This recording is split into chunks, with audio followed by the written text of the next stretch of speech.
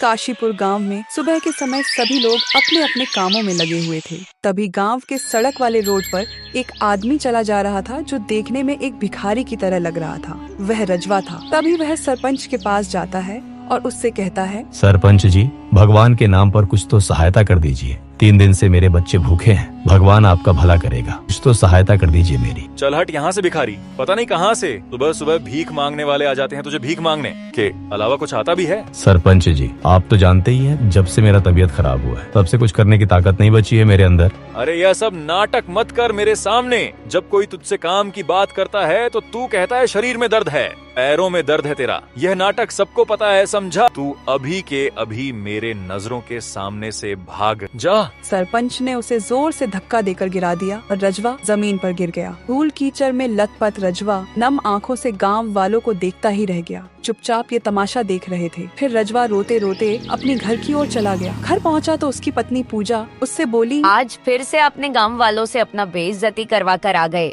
पूजा, मैं भीख मांगते मांगते सरपंच जी के दरवाजे पर पहुंच गया था तो उसने मुझे धक्के मारकर सब लोगों के सामने भगा दिया। हे भगवान, अब मैं क्या करूं? यह दिन भी मुझे देखना रह गया था। मैं लोगों के घरों में काम करना चाहती हूँ लेकिन कोई काम ही नहीं देता है। मैं सोचती हूँ मुझे कुछ मिल जाए तो मैं खुद कमाकर घर चला सकूं। पूजा, मुझे भीख मांगने का कोई शौक नहीं है और मैं अपने बेटे पंकज के लिए ये सब करता हूँ। मेरा बेटा 3 दिन से भूखा है। बेटे की जिम्मेदारी पिता से वो सब कुछ करवा देती है जिसकी उसने कभी कल्पना तक नहीं की थी। कैसे बदलेंगे हमारे दिन? आपको लगता है कोई हमारी मदद करेगा? मदद करना छोड़िए, लोग अपने दरवाजे पर से भगा दे रहे हैं तो आप कैसे सोच सकते हैं कि हमारा भी एक दिन समय बदलेगा? तभी घर में से पंकज की जोर जोर से रोने की आवाज आने लगती है। तभी पूजा घर में दौड़ती हुए जाती है। फिर रजवा अपने आप से कहता है, चिंता मत कर पूजा, मैं जीते जी अपने बच्चे पंकज को भूखा नहीं रहने दूंगा। रजवा डरते हुए गांव के सबसे धनी व्यक्ति राजू के घर जा पहुंचा। फिर से आ गया भीख मांगने? शर्म नहीं आती तुझे? बार बार मुंह उठाकर चला आता है। भाभी, मेरा बेटा भूखा है, बस थोड़ा सा खाने को दे दो। मैं क्या करूं? मैं तेरे परिवार की जिम्मेदारी नहीं ना ली हूं। चल भाग यहाँ से भिखारी। अरे भाभी, इतना अत्याचार मत कीजिए मेरे ऊपर, कुछ तो दे दीजिए खाने को। खबरदार, जो मुझे भाभी कहा तो मैं सेठ राजू की पत्नी हूँ और तू एक भिखारी है, समझा? तभी वहाँ पर राजू भी आ जाता है और रजवा की ओर देखकर बोलता है, अरे कितनी बार कहा है तुझे कि मेरे घर मत आया कर, लेकिन तुझे समझ में नहीं आता है क्या मेरी बात? उसी वक्त राजू का 6 वर्ष का बेटा बंटी बाहर आ जाता है। पिताजी, मैंने आपसे कहा था ना कि ये मिठाई मत लाना, मुझे ये बिल्कुल पसंद नहीं है, इस तरह की मिठाई। अरे नाराज क्यों होता है बेटा? आज अच्छे हलवाई से रसगुल्ले लेकर आऊंगा। सभी लोग अंदर चले गए और रजवा मिट्टी में पड़ी मिठाई को देखता रह गया। दूसरे गांव से आया एक व्यक्ति टिल्लू ये सब चुपके से देख रहा था। तभी वह रजवा से कहता है, ये लो भाई, कुछ पैसे ये रख लो, बच्चे के लिए कुछ खाने को ले लेना, ठीक है? लेकिन एक बात समझ नहीं आई मुझे, तुम उस औरत को भाभी क्यों कह रहे थे?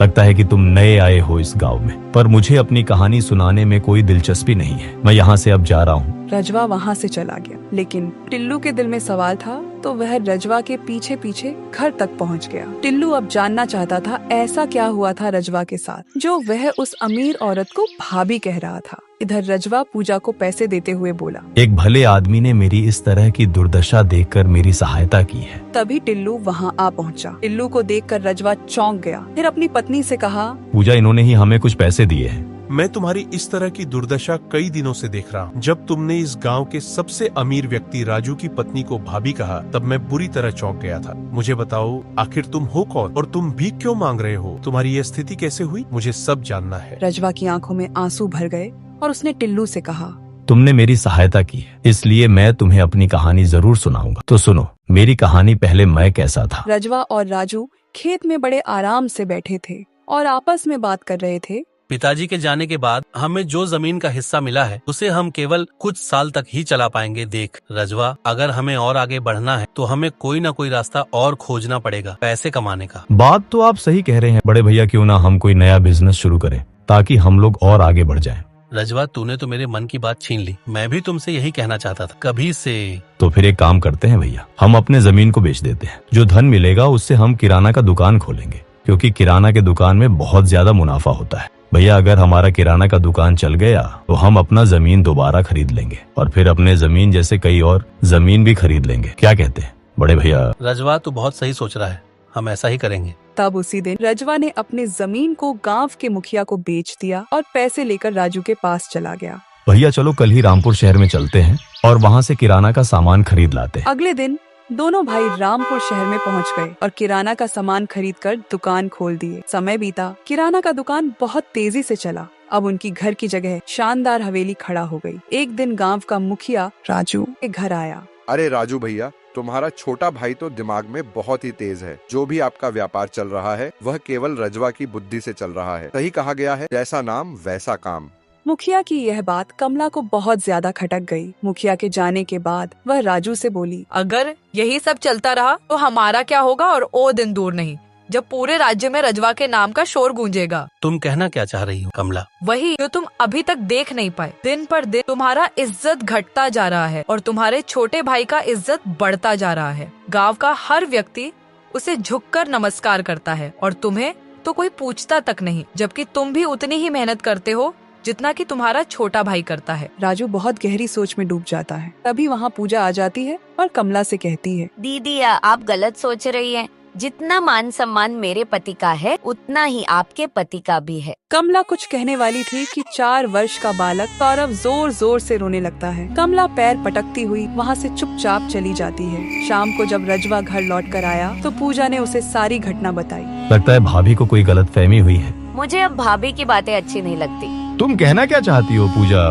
भाभी तुम्हारी कामयाबी से अब जलने लगी है और तुम तो जानते हो किसी को देखकर जलन रखना सबको बर्बाद कर देता है। उधर कमरे में कमला और राजू के बीच में बातचीत हो रही थी। कम से कम मेरे बारे में नहीं तो अपने पुत्र सौरभ के बारे में तो सोचिए। तुम्हारे कहने का क्या मतलब है कमला? मैं कुछ समझा नहीं। कल को सौरभ बड़ा होगा और रजवा का पुत्र भी तो सम्मान उसे मिलेगा जिसका पिता सम्मानित हो। और अगर ऐसा ही हाल रहा तो तुम्हारे पुत्र का कोई इज्जत नहीं रहेगा। गांव के सारे बड़े लोग रजवा से सीधे संपर्क करेंगे। कल को उसने तुमसे अलग कोई धंधा शुरू कर दिया तो क्या होगा? सोचो, आज जो थोड़ी बहुत तुम्हारी इज्जत बची है वो भी धूल मिट्टी में मिल जाएगा। कहना क्या चाहती हो कमला? साफ साफ बोलो। जब तुम्हारे पिताजी जिंदा थे तब भी रजवा ही उनका प्यारा था। उन्होंने बस तुमसे खेतों में काम करने को कहा और तुम दिन भर खेतों में बस काम करते रह गए। माफ करना मुझे, लेकिन मैं अपनी भलाई के बारे में ही सोच रही हूँ। मैं चाहती हूँ कि तुम किसी भी तरह सारा धंधा अपने कब्जे में ले लो। जितनी भी धन इस धंधे से बनी है वह सब पर तुम्हारा हक होना चाहिए और रजवा उसकी पत्नी को इस घर से निकाल देना चाहिए। अरे तुम पागल हो गई हो क्या? ये क्या कह रही हो? वो मेरा छोटा भाई है, मैं उसके साथ कैसे इतना गलत कर सकता हूँ? सोच लो एक बार, हो सकता है आने वाले समय में तुम्हारा छोटा भाई तुम्हारे साथ यही करे जो मैं कह रही हूँ। बेहतर यही होगा कि उसके करने से पहले तुम ये सब कर डालो। राजू ने भी हामी भर ली। अगले ही दिन से राजू और कमला का व्यवहार रजवा और पूजा के प्रति अचानक बदल गया। वे दोनों अब उनका बहुत ही ज्यादा ख्याल रखने लगे। यह देखकर पूजा अपने पति रजवा से बोली, समझ में नहीं आ रहा है। पहले तो आपका नाम तक नहीं लेती थी भाभी, लेकिन अब अचानक आपको इतना मान सम्मान क्यों देने लगी? हो सकता है पूजा भाभी को अब समझ में आ गया हो कि वो गलत कर रही थी। कुछ दिन बीते। एक दिन राजू कुछ कागज लेकर रजवा के पास आया और बोला, मेरे छोटे भाई रजवा, यहाँ पर तू अंगूठा लगा दे। एक बड़े आदमी से सस्ते में धंधे की बात तय हुई है। मुझे कुछ धन चाहिए था। जो जमीन हमने खरीदी थी ना, उसे गिरवी रख देते। भैया आप मुझे ये सब क्यों बता रहे हो? अगर आप नहीं भी बताते तो भी मैं अंगूठा लगा देता, क्योंकि आप तो मेरे पिता समान हो। रजवा ने कागज पर अंगूठा लगा दिया। फिर राजू वो कागज लेकर कमला के पास पहुँचा। मैंने रजवा से अंगूठे का निशान ले लिया है। तो फिर मत रुकिए, सारी संपत्ति अपने नाम करवा लीजिए। राजू ने ठीक वैसा ही किया। कुछ दिन बीतने के बाद अब तुम्हारा इस घर में कुछ भी नहीं बचा है। चुपचाप निकल जाओ यहाँ से, समझ गए? निकलो जल्दी यहाँ से। अरे भैया आप ये क्या कह रहे हैं? मैं कुछ समझा नहीं। याद है ना, कुछ दिन पहले तुमने एक कागज पर अंगूठा लगाया। उसी कागज पर तुम्हारे हिस्से की सारी संपत्ति थी, तुमने वो सब मेरे नाम कर दी है। अब तुम एक भिखारी हो और इससे ज्यादा कुछ भी नहीं। और भिखारियों को मैं अपने घर में जगह नहीं देता हूँ। बड़े भैया मैंने तो आप पर विश्वास किया था और आपने मेरे साथ इतना बड़ा विश्वासघात किया। क्योंकि गांव के हर लोगों के जुबान पर बस तेरा ही नाम, सब तुझे कहते थे, जैसा नाम वैसा काम। और मुझे ये सब बहुत खटकता था। भैया हम कहाँ जाएंगे इस हालात में? अरे कहीं भी जाकर मरो तुम सब, मुझे क्या। मगर सीधी सी बात है कि इस घर में अब तुम्हारा कोई हक नहीं है। रजवा और उसकी पत्नी ने बहुत विनती की पर राजू नहीं माना। उन्हें धक्का मारकर घर से बाहर निकाल दिया। रजवा और उसकी पत्नी सरपंच के पास पहुंच गए। सरपंच जी हमारे साथ बहुत ही बड़ा अन्याय हुआ है। देखो रजवा, अब तुम्हारे पास कुछ भी नहीं बचा है, तुम्हारा धंधा भी नहीं बचा, और अब सब कुछ तुम्हारे भाई राजू का है। अब मैं तुम्हारे लिए क्या कर सकता हूँ? रजवा अब मुखिया के पास गया। तुम्हें पहले सोचना चाहिए था ना, बिना पढ़े कागज पर अंगूठा क्यों लगाया तुमने? मैं कुछ नहीं कर सकता हूँ इस मैटर में। रजवा और उसकी पत्नी पूजा वहाँ से चले जाते हैं और धीरे धीरे चले जाते और रात हो जाती है। फिर अगली सुबह पूजा लोगों से काम मांगने चली जाती है। भैया मुझे खेत में कुछ काम मिलेगा क्या? अरे माफ करना पूजा बहन, राजू ने मना किया है कि तुम्हें और रजवा को कोई काम न दें। फिर पूजा वहाँ से चली जाती है और राजू के पास आ जाती है और उससे कहती है, तुमने धोखे से हमारी सारी धन दौलत ले ली, अब मजदूरी भी नहीं करने दोगे क्या? मैं नहीं चाहता कि मेरा नाम अब तुम्हारे जैसे लोगों के साथ में जोड़ा जाए। गांव छोड़कर चुपचाप निकल जाओ, नहीं तो मैं तुम दोनों को गांव से धक्के मारकर निकलवा दूंगा। मैं कभी नहीं जाऊंगी ये गांव छोड़कर। सोच लो पूजा, वरना तुम्हारे पति को भीख मांगने पर मजबूर कर दूंगा मैं। याद रखना राजू, अहंकार जब टूटता है तो उसकी आवाज पूरे ब्रह्मांड में गूंजता है।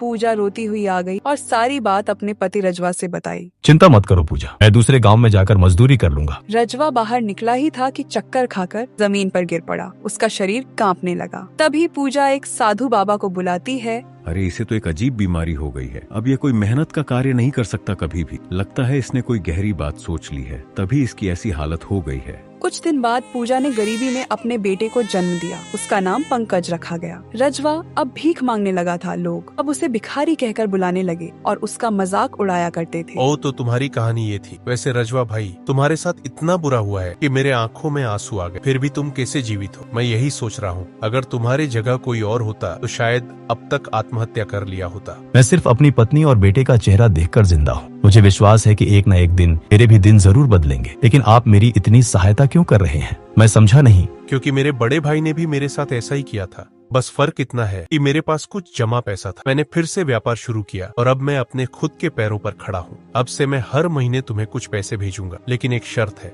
तुझे वो शर्त माननी पड़ेगी। कौन सी शर्त? टिल्लू भाई मैं कुछ समझा नहीं। जब तुम्हारा पुत्र पंकज 6 वर्ष का हो जाएगा तो उसे गुरुकुल भेजना होगा ताकि उसकी किस्मत बदल जाए। पंकज गुरुकुल में पढ़ाई करने लगा। वहीं राजू का पुत्र सौरभ धन और अमीरी में पला। इस तरह 21 वर्ष बीत गए। सौरभ अब जवान हो चुका था और पंकज भी जवानी की दहलीज पर था। पंकज के मन में पिता के साथ हुए अन्याय की आग जल रही थी। उस दिन उसने पहली बार सवाल पूछे और जवाब के लिए उसने अपने भीतर देखा। आपके साथ इतना बड़ा अन्याय हुआ, आप चुप क्यों रहे पिताजी?